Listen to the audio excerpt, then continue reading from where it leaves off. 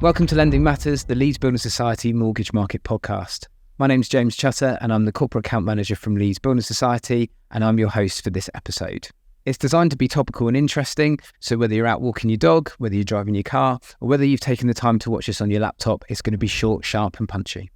So today we're going to be focusing on the buy-to-let market, looking at where the market is today, having a little look forward of what it's going to be like tomorrow, and then also going through the increased features that we've done at Leeds Building Society around limited company buy-to-let and how it can benefit both brokers and their customers.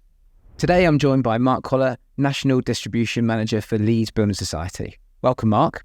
So Mark, let's get into the podcast. Yeah. So obviously it's been a really challenging time for buy-to-let landlords over the past year or two. There's been a number of different changes from tax, also the changes that's come around from the mini budget in terms of the market.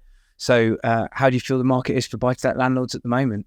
Yeah, well, I mean, the first thing is, the buy-to-let market continues to be a really important part of the UK market, with around about 211,000 mortgages being taken out last year, which represents around about 13% of the total UK mortgage market. Over the last decade, the private rental sector has grown by around about 20%, and that consists now of around about 2.7 million landlords, accounting for around about 4.9 million properties. And this is forecast to grow to around about 5 million by 2025. So listen, there's been some worrying headwinds over the last 18 months that you alluded to earlier. But we're now seeing some growing optimism amongst landlords. Tenant demand is rising, rents are at an all-time high, and lender interest rates, mortgage interest rates are beginning now to soften. The recent scrapping of the proposed EPC requirements has brought some welcome relief to landlords. But what is clear is that landlords are using the limited company structure to purchase new properties within their portfolios. So, yeah, overall, I think the market's in pretty good shape. Some headwinds, obviously, but I think now landlord confidence is returning, and I think things are going to move better or move easier from here. That's really positive to hear that things are moving forward and that you feel that landlords are feeling more positive. Yeah. So, I mean, you're out in the market loads, you're out with your BDMs, you're out at different mortgage events, and we've also got the access to the different reports around how landlords are feeling. So how do you actually feel that the mood of landlords is now for at this current time? Very positive. I mean, that report you alluded to, that's the BDRC survey, and the most recent one was done in Q3. And that does really paint a much more positive outlook for the buy-to-let market. So some of the key takeaways from that survey is that landlords are seeing increased tenant demand, and then there's no doubt about that. Whilst landlords expect to see an increase to their mortgage repayments in the short term, this is partly offset by the rising rents that are now being charged in the market for new tenancies and also for the renewal of existing tenancies. That's partly offset by the reduction in interest rates, and so the great news from a mortgage broker point of view is that it's time now to engage with their buy-to-let clients who maybe are near the end of their current contract and look for a better deal, or indeed to expand their portfolio. The other thing that was an interesting point was that the number of landlords that are planning to divest their portfolios, so in other words, exiting the market, that's actually reduced for the first time in a year. So that's another sign of increased landlord confidence. So yeah, I think overall the mood is positive, and I think we're set for a more positive 2024.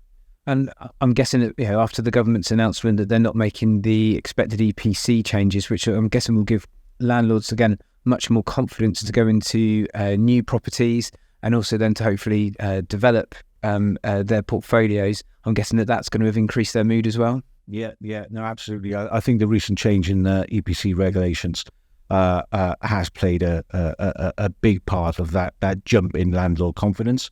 So just to recap, I mean, currently in England and Wales, a private rental home must have an EPC rating of E before it can be let out. But the government did propose to raise that EPC threshold to a minimum of C from April 28. So a lot of concerns were raised about that. Some big capital expenditure costs that could have been levied to landlords to retrofit their properties to bring them that rating. So the great news that it's been scrapped. And in that survey, there was sort of mention that there was certainly a positive welcome by the landlord community in the scrapping of those rules. We've seen a lot of landlords now who were traditionally buy-to-let landlords have now started to look into limited company buy-to-lets due to the tax restraints, and there's a lot of benefits to it. And I know that Leeds Building Society have entered into this market this year. So can you tell us a bit about that, please? Yeah, sure. So as mentioned earlier, that we are seeing more and more landlords now using a limited company structure to expand their portfolios.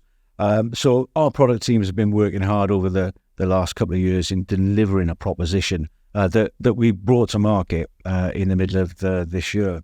So some of the key highlights on our limited company range is with dedicated underwriters, specialist underwriter support. So brokers can speak to underwriters during the application process.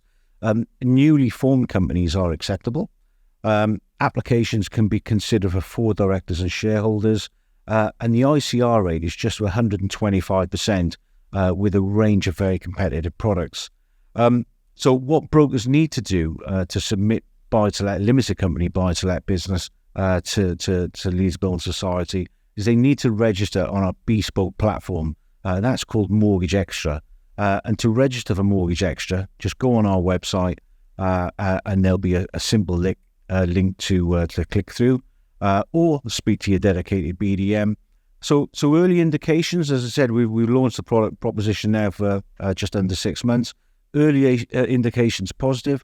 We are seeing some traction now in that market. We have recently now refreshed the range to hopefully make the proposition even more attractive now as we move towards 2024. Thanks very much for that. So at the end of last year, we had the mini budget, very disastrous, especially for landlords. Now, I know it's very hard to predict, especially with how unpredictable the markets have been over the last few years. But if we were to get your crystal ball out and look at 2024, what do you think is going to be happening for the buy-to-let market? Yeah. So, we've already discussed, I think we are seeing confidence returning in the market. Every day, not a day goes past without new lenders reducing rates in the buy-to-let sector. So that's great news.